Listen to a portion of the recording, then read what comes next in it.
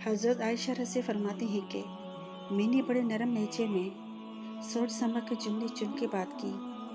मैंने अर्ज़ की, या रसूल अल्लाह, मैंने सुना है आपकी पहली ज़ौजा मुबारक आपसे 15 साल बड़ी थी और उनका हुस्न और जमाल भी इतना नहीं था और उनका पहले भी निकाह हो चुका था।